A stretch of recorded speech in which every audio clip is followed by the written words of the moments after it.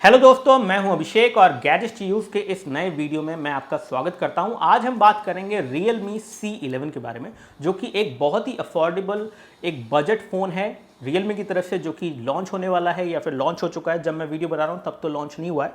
तो Realme C11 की unboxing हम लोग नहीं कर पाएंगे क्योंकि कंपनी ने हमें वो प्रोडक्ट नहीं भेजा है अनबॉक्सिंग के लिए, unlike all the products which we have unbox so far. शायद इसका रीज़न ये हो सकता है कि Realme X3 का जो रिव्यू मैंने किया था पिछले वाला, उसमें मैंने ऑनेस्टली आपको बता दिया था कि कैसे वो डिवाइस का डिस्प्ले उसकी प्राइस को जस्टिफाई नहीं करता है। हालांकि वो डिवाइस बहुत अच्छा है प्रोसेसिंग पावर के हिसाब से, और ओवरऑल देखा जाए तो उसमें जो फीचर्स हैं, जो कैमरा है वो भी बहुत अच्छा है, लेकिन डिस्प्ले पे एक बहुत ही तगड़ा कॉम्प्रोमाइज़ किया है। और ये इवन तब किया है जब Realme X2 Pro AMOLED display के साथ आया था। यहाँ पे Realme X3 के अंदर ऐसा कॉम्प्रोमाइज़ करना थोड़ा अजीब लगता है, लेकिन मैं आपको बताता हूँ कि फिलॉसफी क्या है। शायद Realme की एक बहुत ही अलग तरह की ब्रांड स्ट्रैटेजी है, जो कि उनकी कमाने की स्ट्रैटेजी है, प्रॉफिट बनाने की स्ट्रैटेजी है। वो इस तरह से है कि वो जब भी एक नई सीरीज़ लॉन्च करते हैं तो उस नई सीरीज़ में जो पहला फ़ोन है उसके अंदर बहुत ही रिवोल्यूशनरी स्पेसिफिकेशन आपको प्राइस के हिसाब से ऑफर करते हैं। उसमें डिस्प्ले भी अच्छा होगा, कैमरा भी अच्छा होगा, प्रोसेसर भी अच्छा होगा, लेकिन जब उस सीरीज़ का सेकेंड फ़ोन आएगा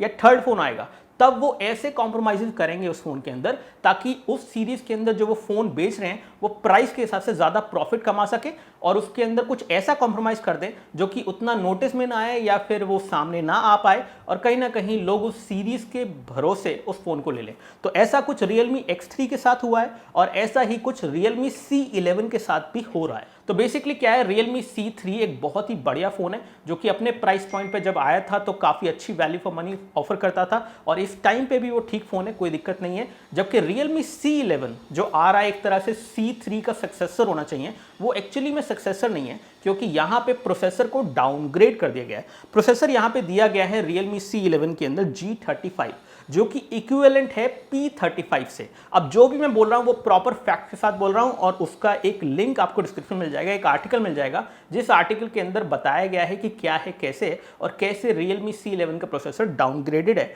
दूसरी चीज़, Realme C11 का जो कैमरा है वो अपग्रेडेड है। तो यहाँ पे आपको 13 मेगापिक्सल का एक वाइड कैमरा मिलता है जो कि बेहतर कैमरा है, और 2 मेगापिक्सल का डेप्थ सेंसर मिलता है। तो डुअल कैमरा सिस्टम है। Realme C11 का डिज़ाइन भी अपग्रेडेड है, तो ऐसा नहीं है कि सब कुछ डाउनग्रेडेड है, लेकिन यहाँ पे एक बजट फ़ोन के अंदर सबसे ज़्यादा इंपॉर्टेंट होता है उसका प्रोसेसर। अगर उसका प्रोसेसर डाउनग्रेड हो जाएगा तो कहीं ना कहीं वो आपका ज़्यादा फ़ोन हैंग होगा, उसमें आप गेमिंग भी ठीक से नहीं कर पाएंगे। यहाँ पे Realme C11 में आपको मिलता है MediaTek का G35 प्रोसेसर, जबकि C3 के अंदर आपको मिलता था G70 प्रोसेसर। अगर आप बेंचमार्क के हिसाब से देखें तो ये दोनों प्रोसेसर काफ़ी अलग है, क्योंकि G35 जो है P35 जैसा है। P35 is very bad processor, जो कि MediaTek का कहा गया था, जो भी फ़ोन में आया था लोगों ने पसंद नहीं किया था।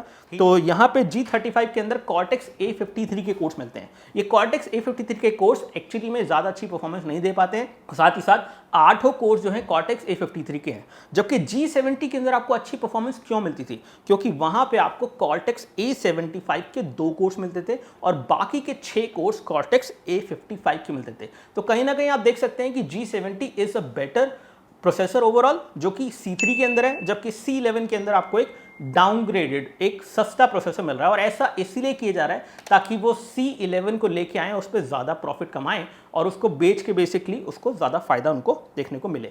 साथ ही साथ GPU भी यहाँ पे अंडर पावर है। GPU अगर हम बात करें यहाँ पे, तो Realme C3 के अंदर जो GPU है वो 820 मेगाहर्ट्ज पे काम कर लेता है, यानी कि आपको गेमिंग की परफॉर्मेंस फिर भी बेहतर मिल जाती है। तो C11 का GPU जो है उसके अंदर फ्रीक्वेंसी 680 मेगाहर्ट्ज है, थोड़ा सा फर्क है, और ओवरऑल ग्राफिक्स में आपको काफ़ी फर्क देखने को मिलेगा। जो लोग कंपैरिजन करेंगे उनके कंपैरिजन में आप ज़रूर देखना कि C3 और C11 के गेमिंग में कितना फ़र्क है, उससे आपको आइडिया लगेगा कि एक्चुअली में क्या फ़र्क आ रहा है रियल टाइम के अंदर। अगर हम बात करें बेंचमार्क स्कोर की, तो सिंगल कोर स्कोर में Realme C11 का स्कोर आता है 900, जबकि सिंगल कोर स्कोर में C3 का स्कोर आता है 1812, ऑलमोस्ट डबल।